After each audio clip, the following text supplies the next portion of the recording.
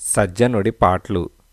బాగ్దాద్లో ఖలీఫాగా ఉండే హరూన్ అల్ రషీద్ ఒక్కొక్క రాత్రి నిద్ర పట్టక బాధపడేవాడు. అలాంటప్పుడు ఆయన మారువేషంలో తన అనుచరులతో సహా నగర పర్యటన చేయటము, సంగీతం ఆలకించటము, కవిత్వం వినటము, హాస్య కథలు చెప్పించుకోవటమో చేసేవాడు. ఇలాగే ఒక రాత్రి ఆయన నిద్ర పట్టక తన అంగరక్షకుడైన మస్రూర్ని పంపి తన మంత్రి అయిన జాఫర్ను పిలిపించాడు. తర్వాత ఆయన జాఫర్ను వెంటబెట్టుకొని పుస్తక భాండారానికి వెళ్ళి అక్కడ పుస్తకాలు వెతుకుతూ ఉండగా ఒక చిన్న చాలా పాత పుస్తకం కనిపించింది. ఖలీఫా దాన్ని తీసుకొని దుమ్ము దులిపి పేజీలు తిప్పి చదవసాగాడు. చివరకు ఆయన విరగబడి నవ్వి మరుక్షణమే కంటతడి పెట్టుకున్నాడు. ఇదంతా చూస్తున్న జాఫర్కు చాలా ఆశ్చర్యం కలిగింది. అతడు ఖలీఫాతో, ఏలినవారు ఆ పుస్తకం చదువుతూ మొదట నవ్వటానికి, తర్వాత కంటతడి పెట్టటానికి కారణమేమిటి అని అడిగాడు. ఆ ప్రశ్నకు ఖలీఫా మండిపడి, ఓరి ధూర్తుడా, నన్ను ప్రశ్నించడానికి నీవెవడవు? అలా అడిగినందుకు నీకిదే శిక్ష. నేనెందుకు నవ్వానో, ఎందుకు ఏడ్చానో, ఈ పుస్తకంలో ఉన్న విషయమేమిటో చెప్పగలవాణ్ణి నీవు తీసుకురాలేకపోయావో నీ తల తప్పక తీయించేస్తాను అని అన్నాడు. ఉరుమురిమి మంగళం మీద పడినట్టయింది. జాఫర్ వినయంగా, దాసుడు చేసినది తప్పే. తప్పులు ఎవరైనా చేయవచ్చు. క్షమించే తాహతు ఏలినవారికి మాత్రమే ఉంటుంది అని అన్నాడు. నిన్ను క్షమించేది లేదు. నా నోట శిక్ష చెప్పినాక అది అమలు జరగవలసిందే అని ఖలీఫా అన్నాడు. దేనికైనా వ్యవధి కావాలి. ఆ సంగతి మనకు తెలియగలందులకే అల్లా ఒక్క క్షణంలో సృష్టి యావత్తు చేయగలిగి ఉండి కూడా 6 రోజుల పాటు సృష్టిక్రియ జరిపాడు. నాకు 3 రోజులు గడువివ్వండి అని జాఫర్ ప్రాధేయపడ్డాడు. సరే, నీకు 3 రోజులు గడువిచ్చాను. నేను చెప్పిన సమస్య విప్పగలవాణ్ణి వెతికి పట్టుకురా అని ఖలీఫా అన్నాడు. జాఫర్ సరాసరి ఇంటికి వెళ్ళి తన తండ్రి సోదరుడికి జరిగిందంతా చెప్పి, ప్రభువులను సేవించటం, పాముతో చెరలాటం, నేను ఈ రాజ్యంలో ఉండటం నాకు మీకు కూడా అపాయకరం, నేను దేశాల మీద వెళ్ళిపోతున్నాను అని తన వారి వద్ద సెలవు తీసుకొని తన కరవాలము 1000 దీనారాలు వెంట ఉంచుకొని కంచరగాడిద పైన ఒంటరిగా డమాస్కస్ నగరానికి పయనమయ్యాడు. డమాస్కస్ భూలోక స్వర్గమని ఖ్యాతి పొందిన అందమైన నగరం. జాఫర్ తన కంచరగాడిద మీద నుంచి దిగి దాన్ని నడిపిస్తూ నగర సౌందర్యాన్ని విలోకిస్తూ వీధి వెంట నడుస్తూ ఉండగా ఆయనకొక దివ్య భవనం లాంటిది కనపడింది. దాని చుట్టూ పెద్ద తోట ఉన్నది. ఆ తోటలో పట్టుబట్టలతో తయారు చేసిన గుడారమున్నది. దానిలో ఖురాసాన్ రత్న కంబళాలు పరిచి ఉన్నాయి. వాటి మీద బాలీసులు, మెత్తలు వేసి ఉన్నాయి. గుడారం మధ్య పున్నమి చంద్రుడిలాంటి యువకుడు సుఖాసీనుడై ఉన్నాడు. అతనికెదురుగా అనేక మంది అతిథులు కూర్చొని మేలైన పానీయాలు సేవిస్తున్నారు. ఆ దృశ్యం చూస్తూ నిలబడి ఆనంద తన్మయుడైన జాఫర్కు ఆశ్చర్యం కలిగించేలాగా ఆ యువకుడి సరసన కూర్చొని ఉన్న యువతి కిన్నెర మీటుతూ దివ్యమైన పాట పాడనారంభించింది. అమృత ధారలాంటి ఆ గానానికి పరవశుడై జాఫర్ కొంచెం సమీపంగా వచ్చాడు. అప్పుడు గుడారంలోని యువకుడు అతన్ని గమనించి దుమ్ము కొట్టుకొని ఉండటం వల్ల దూర ప్రయాణం చేసి వచ్చినవాడని గ్రహించి బానిస కుర్రవాణ్ణి పంపి జాఫర్ను తన వద్దకు ఆహ్వానించాడు. జాఫర్కు ఎదురు వెళ్ళి ఘనంగా స్వాగతం చెప్పి, తమ రాక వల్ల నా గృహం పావనమైంది అని అన్నాడు. నౌకర్ జాఫర్ కోసం దివ్యమైన భోజన పదార్థాలు తెచ్చారు. జాఫర్ చేతులు కడుక్కోవటానికి ఆ యువకుడే నీరందించి ఆయనకు తానే స్వయంగా వడ్డించాడు. ఈ ఆతిథ్యం చూసి జాఫర్ మనస్సు ఆనందించినప్పటికీ ఖలీఫా ఆగ్రహాన్ని అతనింకా మరవలేకపోయాడు. జాఫర్కు ఆతిథ్యమిచ్చిన యువకుడి పేరు అత్తాఫ్. అతను గొప్ప ధనికుడేగాక అతిథి సత్కారంలో అపూర్వమైన వాడు. అతిథిని చక్రవర్తి కన్నా హెచ్చుగా చూడాలని, అతిథికి అవసరమైతే తన సర్వస్వము తన ప్రాణము కూడా ఇవ్వాలని పూర్వులు చెప్పిన ధర్మాన్ని అక్షరాలా అనుసరించేవాడు. తన అతిథిని ఏదో బాధిస్తున్నదని తెలిసి అతని మనస్సు ఉల్లాసం కలగటానికి అత్తాఫ్ సాయశక్తులా ప్రయత్నించాడు. తమరెవరు, ఎక్కడ్నుంచి, ఏ పని మీద మా నగరానికి దయచేశారు అని అతను అడిగితే, మాది బస్రా, నేనొక సైనిక దళాధిపతిని. ఖలీఫాకు చెల్లించవలసినది చెల్లించలేక ప్రాణభీతితో ఇక్కడికి పారిపోయి వచ్చాను అని జవాబు చెప్పాడు. తమ దురదృష్టం మా అదృష్టమన్నమాట. నా ఇల్లు మీ ఇల్లే అనుకోండి, నేను మీవాణ్ణే. మీరిక్కడ మీ ఇష్టం వచ్చినన్ని ఏళ్ళు నిస్సంకోచంగా ఉండిపోండి అని అత్తాఫ్ అన్నాడు. జాఫర్ 4 నెలలు అత్తాఫ్ అతిథిగా గడిపాడు. ఇంతకాలము అత్తాఫ్ జాఫర్ను క్షణంపాటు కూడా వదలక అతని వెంట నీడలాగా ఉంటూ వచ్చాడు. ఒకనాడు జాఫర్ అత్తాఫ్తో తనకు ఒంటరిగా నగరమంతటా తిరగాలని ఉన్నట్టు చెప్పాడు. అత్తాఫ్ అతనికొక మంచి గుర్రాన్నిస్తానంటే జాఫర్ తనకు కాలినడకనే తిరగాలని ఉన్నదన్నాడు. అత్తాఫ్ అతనికి ఒక సంచిలో 300 దీనారాలిచ్చి అవసరానికి వెంట ఉంచుకోమన్నాడు.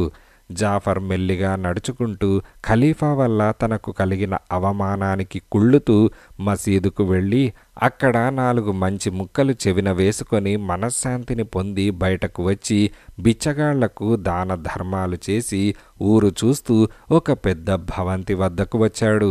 ఆ ఇంటికెదురుగా ఒక చలువరాతి బెంచి ఉన్నది. దానిపై తివాసీ పరిచి ఉన్నది. జాఫర్ దానిమీద కూర్చొని విశ్రాంతి తీసుకుంటూ ఉండగా అతనికెదురుగా ఉన్న కిటికీ తెరుచుకున్నది. ఒక అద్భుత లావణ్యవతి కనిపించి వెలుపల ఉన్న పూల మొక్కలకు నీరు పోసి తల ఎత్తి జాఫర్ని చూసింది. ఆమె అందం చూడగానే జాఫర్ హృదయాన్ని ప్రేమ దహించనారంభించింది. ఆమె కిటికీ మూయబోతూ జాఫర్ తనకేసి తదేక దృష్టితో చూస్తూ ఉండటం గమనించి, ఏమండి, ఈ ఇల్లు మీ ఇల్లా అని అడిగింది. లేదు దేవి, కానీ ఈ బానిస నీవాడు అని జాఫర్ అన్నాడు. ఇది మీ ఇల్లు కానప్పుడు మీ తోవన మీరెందుకు వెళ్ళిపోరు అని ఆమె అడిగింది. నీ మీద 2 పద్యాలు కట్టడానికి కాస్త ఆగాను అని జాఫర్ అన్నాడు. ఏది చదవండి అని ఆమె అన్నది. జాఫర్ 2 పద్యాలు చదివాడు. వాటిని శ్రద్ధగా విని ఆమె, మీకన్నా మీ పద్యాలే కాస్త నయం అంటూ కిటికీ మూసేసుకున్నది. ప్రేమ వ్యాధి సోకిన జాఫర్ ఆమె మళ్లీ కనిపిస్తుందనే దురాశతో చీకటి పడినదాకా ఆ బెంచీ మీదనే కూర్చొని కాళ్ళీడ్చుకుంటూ అత్తాఫ్ ఇంటికి వెళ్ళాడు. జాఫర్ని చూడగానే అత్తాఫ్ ఆదుర్దాగా, అలా ఉన్నారేం అని అడిగాడు. తమ్ముడు, నా ఒంట్లో ఏమీ బాగాలేదు, నాకు బతకాలన్న కోరిక కూడా పోతున్నది అని జాఫర్ అన్నాడు. అత్తాఫ్ ఆందోళన మరింతైంది. అతను నౌకర్ని పంపి నగరంలోని గొప్ప వైద్యుణ్ణి పిలిపించాడు. వైద్యుడు జాఫర్ను పరీక్షించి, ఇది ప్రేమ వ్యాధి అని అన్నాడు. అత్తాఫ్ ఈ మాట వినగానే ఫక్కున నవ్వి, ఆ అమ్మాయి ఎవరు అని జాఫర్ని అడిగాడు. ఉన్న సంగతి చెబితే గాని అత్తాఫ్ వదలడని తెలుసుకొని జాఫర్ జరిగిందంతా చెప్పి ఆ స్త్రీని, ఆమె ఉండే ఇంటిని వర్ణించి చెప్పాడు. అత్తాఫ్ గుండె గబుక్కుమన్నది. ఎందుకంటే జాఫర్ ప్రేమించిన స్త్రీ అతనికి దగ్గర బంధువు, అతనికి భార్య కానున్నది. వారిద్దరూ పరస్పరం ప్రేమించుకుంటున్నారు కూడా. ఈ సంగతి జాఫర్కు తెలిస్తే అతను తన ప్రేమను చంపేసుకుంటాడు. కానీ అత్తాఫ్ ఆదర్శం భగ్నమవుతుంది. అతిథి కోరికను ఎంత స్వల్పమైన దాన్ని కూడా తోసిపుచ్చరాదని అత్తాఫ్ నియమం. తన అతిథి తన ప్రియురాల్ని గాఢంగా కోరుతున్నాడు. అటువంటి కోరికను చావనివ్వవచ్చునా? అత్తాఫ్ తన బంధువుల ఇంటికి వెళ్ళి తన ప్రియురాలితోనూ ఆమె తండ్రితోనూ మాట్లాడాడు. నాలో ఒక పవిత్రమైన కోరిక కలిగింది. నేను పుణ్యక్షేత్రాలు చూడబోతున్నాను. మక్కా వెళ్ళి అక్కడ కొన్నేళ్లుంటాను. తర్వాత మదీనా వెళ్ళి అక్కడ కూడా కొన్నేళ్లు గడపాలని ఉన్నది. ఈ కార్యక్రమానికి అంతరాయంగా ఉంటుంది కనుక నా పెళ్లి ప్రయత్నం మానుకున్నాను. మంచి సంబంధం ఏదైనా చూసి మీ అమ్మాయికి పెళ్లి చేసేయండి, నాపైన ఆశలు పెట్టుకోవద్దు అని అన్నాడు. ఈ మాటలు విని తండ్రి కూతుళ్ళు గిలగిలలాడారు. ఈ వయసులో నీ బుద్ధి మక్కా మదీనాలపైకి ఎందుకు మళ్ళింది? హాయిగా పెళ్లాడి జీవితం సుఖంగా గడపలేక లేనిపోని ప్రయాసలన్నీ ఎందుకు తెచ్చిపెట్టుకుంటున్నావు అని అన్నారు. పవిత్రమైన నా నిర్ణయాన్ని మార్చడానికి ప్రయత్నించకండి. నేను ఉన్న సంగతి చెప్పిపోవటానికే వచ్చాను, మీ సలహా కోసం రాలేదు అంటూ అత్తాఫ్ తన ఇంటికి తిరిగి వచ్చేశాడు. అతను జాఫర్తో, మిత్రమా, చింత మానుకో, నీ కోరిక నెరవేరే ఏర్పాట్లు చేసి వచ్చాను. ఒక చిన్న మోసం చేస్తే నీకా పిల్ల భార్య అవుతుంది. మా మామ గొప్పవాడు, తన కుమార్తెను ఊరు పేరు లేని వాడికివ్వడు. అందుచేత నీకు కావాల్సిన పరివారము, గుడారాలు, బానిసలు మొదలైనవి నేను సమకూరుస్తాను. నీవు నగరం వెలుపల అట్టహాసంగా శిబిరం వేసి ఉండు. నీవు సాక్షాత్తు ఖలీఫా మంత్రి అయిన జాఫర్ అని నేను ఊళ్ళో పుకారు వేస్తాను. తర్వాత నీవు మా మామకు కబురు చేసి ఆయన కుమార్తెను పెళ్లాడగోరుతున్నానని చెప్పించు. నీకు నీ ప్రియురాలితో వివాహమైపోతుంది అని అన్నాడు. తన అతిథి నిజంగా ఖలీఫా మంత్రేనని అత్తాఫ్ ఎరగడు. అయినా దైవికంగా అతని నోటి వెంట ఆ మాటే వచ్చింది. అతను ఆ నగరానికి దూరంగా గుడారాలు, సిబ్బంది, గుర్రాలు, ఇతర హంగామా అమర్చి జాఫర్కు తగిన దుస్తులు ఏర్పాటు చేసి అతన్ని రహస్యంగా ఆ శిబిరంలో రాత్రివేళ ప్రవేశపెట్టాడు. అతను పంపగా కొందరు బానిస నౌకర్లు డమాస్కస్లోని రాజప్రతినిధి వద్దకు వెళ్ళి బాగ్దాదు నుంచి ఖలీఫా వారి ప్రధానమంత్రి జాఫర్ వేంచేసి నగరం వెలుపల మకాం చేసి ఉన్నారని చెప్పారు. రాజప్రతినిధి అయిన నయాబ్ వెంటనే నగర ముఖ్యులను వెంటబెట్టుకొని అట్టహాసంగా జాఫర్ శిబిరానికి వెళ్ళి, ప్రభు, తమ రాక గురించి ముందుగా కబురు పంపకపోయారా? ఘనమైన స్వాగత సన్మానం ఏర్పాటు చేస్తూనే అని అన్నాడు. అందుకు జాఫర్, అది అంత ముఖ్యం కాదు. నేను గాలి మార్పు కోసం బయలుదేరి వచ్చాను. నా వివాహమయ్యే వరకు మాత్రమే ఉండి తిరిగి వెళ్తాను. మీ నగరంలో అమర్ అనే సంపన్నుడికి ఒక కుమార్తె ఉన్నదని విన్నాను. నాకు ఆమెకు వివాహం ఏర్పాటు చేయగలరేమో చూడండి అని అన్నాడు. రాజప్రతినిధి అయిన నయాబ్ వెంటనే బయలుదేరి వెళ్ళి అమర్కు మంత్రిగారి కోరిక నివేదించాడు. అమర్ తలవంచక తప్పింది కాదు. అత్తాఫ్ ఇచ్చిన సహకారం ధర్మమా అంటూ జాఫర్ అందరికీ బంగారము, బట్టలు, కానుకలు పెట్టాడు. వివాహ సమ్మతి పత్రం రాయటానికి ఖాజీ వచ్చాడు. పత్రంపై సాక్షులు సంతకాలు చేశారు. అందరికీ పానకము, భోజనము మొదలైనవి పెట్టారు. జాఫర్ తన భార్యతో సహా కాపురముండటానికి ఒక ఇల్లు ఏర్పాటు చేస్తానని రాజప్రతినిధి నయాబ్ అన్నాడు. కానీ జాఫర్, నేను ఖలీఫా గారి ఆజ్ఞననుసరించి వచ్చిన వాణ్ణి కాను. అందుచేత తిరిగి వెళ్ళిపోవాలి. మా వివాహపు వేడుకలన్నీ బాగ్దాద్ నగరంలోనే జరుగుతాయి అని అన్నాడు. అతను పరివారంతో సహా బాగ్దాద్ దిక్కుగా బయలుదేరాడు. అతని భార్య ఒక మేనాలో ప్రయాణం చేసింది. వారు కొద్ది గంటలు ప్రయాణం చేశారో లేదో అత్తాఫ్ వెనక నుంచి గుర్రం మీద వచ్చి వారిని కలుసుకున్నాడు. అతను జాఫర్ను ఆలింగనం చేసుకొని, సోదరా, నీవు బయలుదేరిన క్షణం నుంచి నా గుండె దడదడలాడిపోతున్నది. నీకు ఎడమైన దానికన్నా నీ పరిచయమే లేకపోతే ఎంతో బాగుండుననిపిస్తున్నది అని అన్నాడు.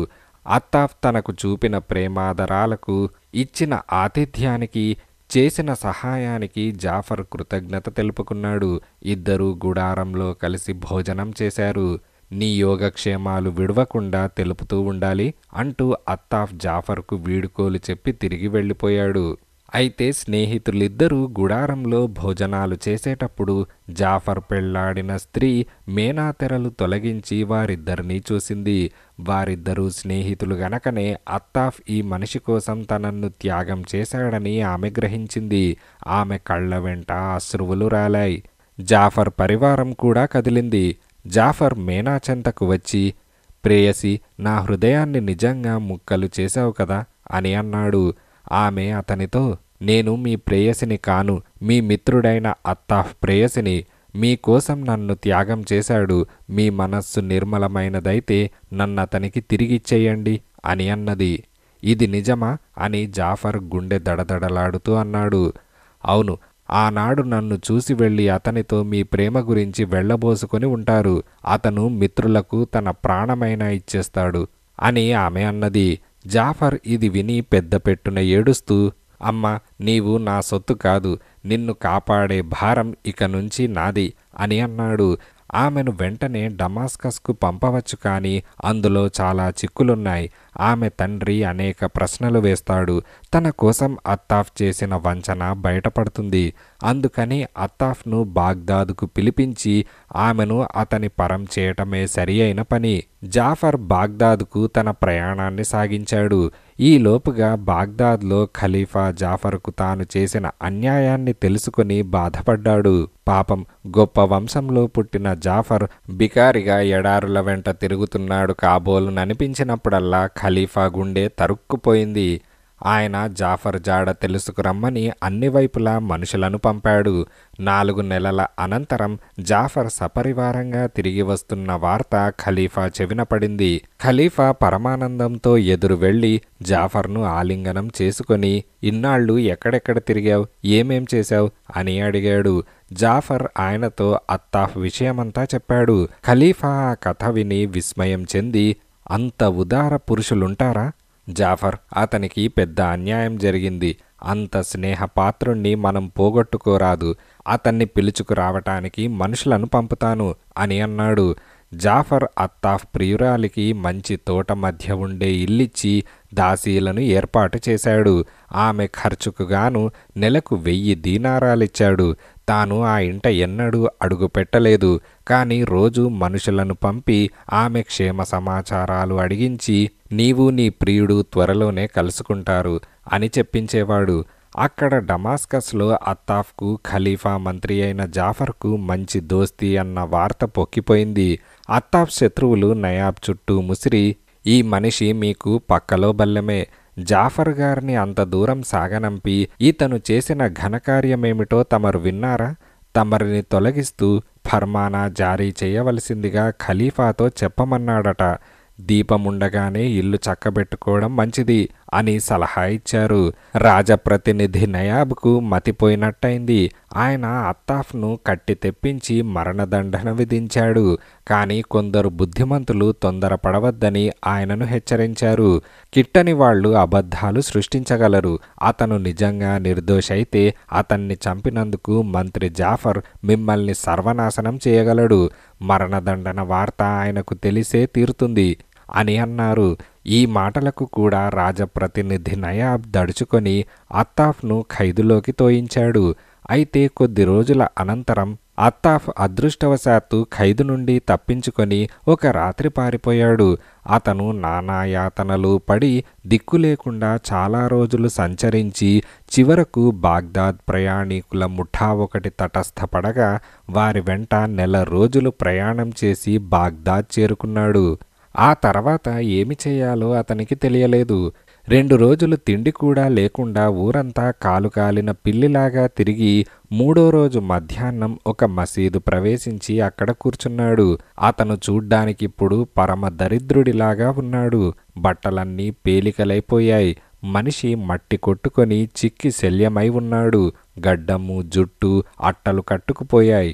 ముఖాన కళాకాంతి లేవు. కళ్ళు గుంటలు పడ్డాయి. తిండి నిద్ర సరిగ్గా లేక చూడటానికి రోత పుట్టేలాగా ఉన్నాడు.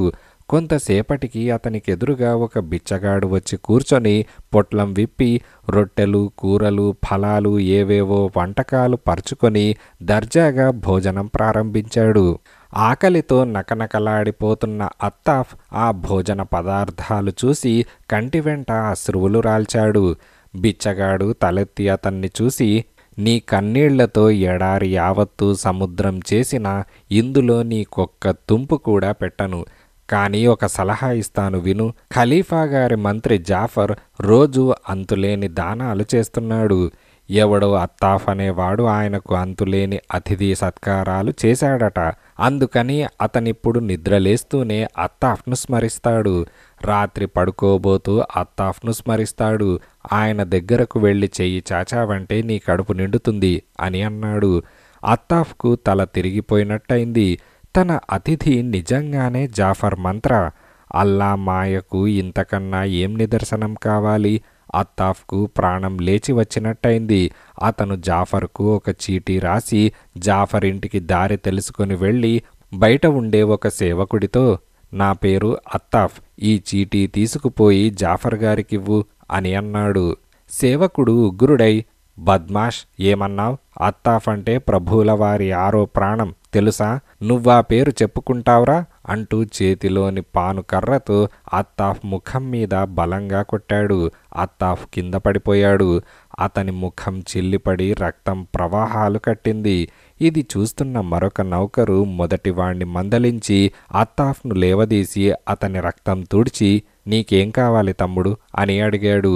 ఈ చీటీ నా సోదరుడైన జాఫర్ మంత్రికి ఇవ్వాలి అంటూ అత్తాఫ్ తన చేతిలో ఉన్న చీటీ ఇచ్చాడు.